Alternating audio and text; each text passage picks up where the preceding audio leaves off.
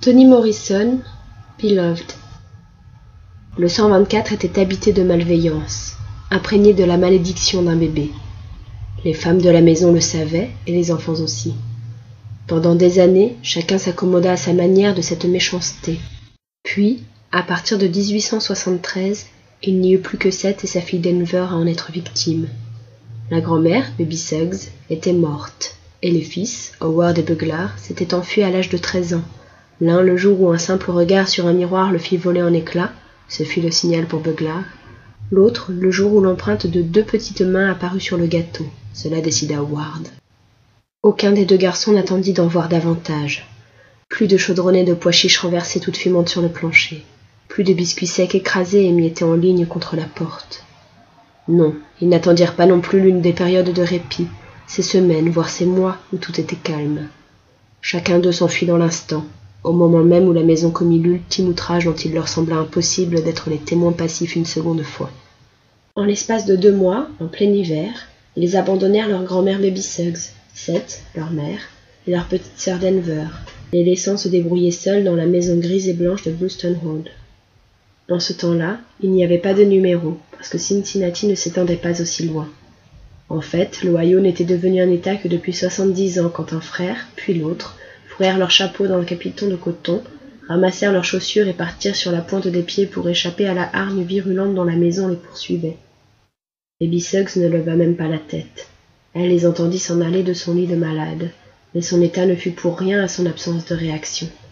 Ce qui l'étonna, c'est que ses petits-fils aient mis si longtemps à se rendre compte que les maisons n'étaient pas toutes comme celles de Blueston Road. Suspendu entre malignité de l'existence et méchanceté des morts, Baby Suggs ne parvenait plus à s'intéresser de savoir si elle allait laisser sa vie mourir ou mûrir encore un peu, et moins encore aux terreurs de 2 gamins fugueurs.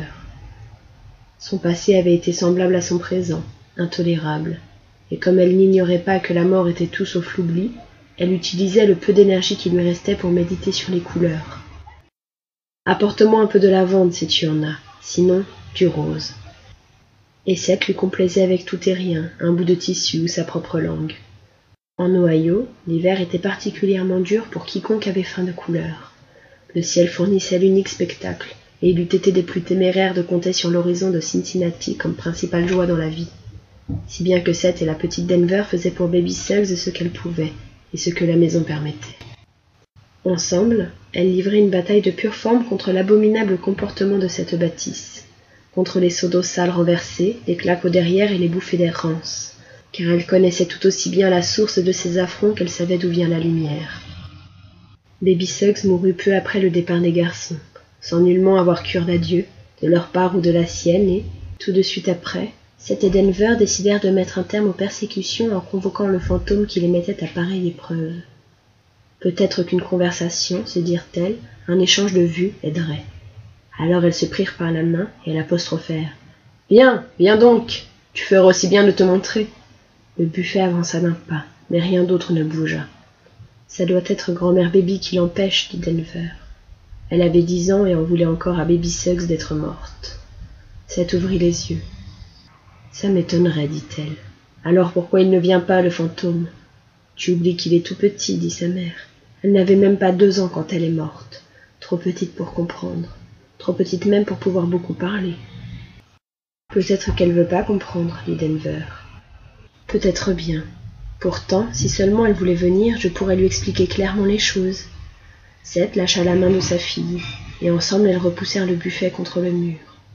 Dehors, le conducteur d'une carriole fouetta son cheval pour qu'il prenne le galop jugé de mise par la population locale pour passer devant le 124.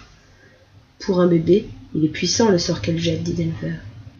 Pas plus puissant que mon amour pour elle, répondit Seth.